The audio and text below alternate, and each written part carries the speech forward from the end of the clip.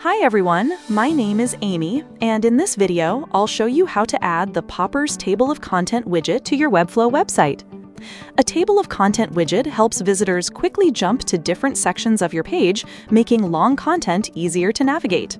So let's get started. First, go to your Popper dashboard.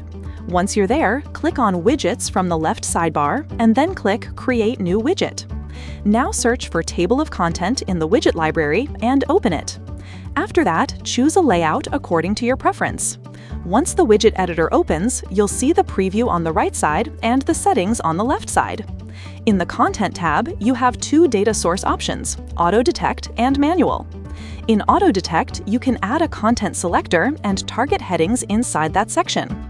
You can also choose which heading levels to include, such as H1, H2, and H3. In Manual, you need to assign titles manually and add IDs for those titles. Then go to the Behavior section. Here, you can enable Smooth Scroll so the page scrolls smoothly when a user clicks on an item. Next, open the Templates tab.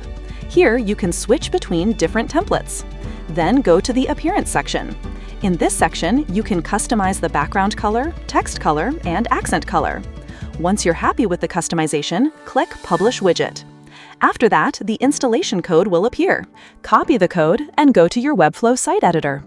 Inside the editor, add a code embed block, then paste the installation code into it and click Save and Close. After that, publish your site. Once your website is live, refresh the page and your widget will appear successfully. That's it for this video. I'll see you in the next one.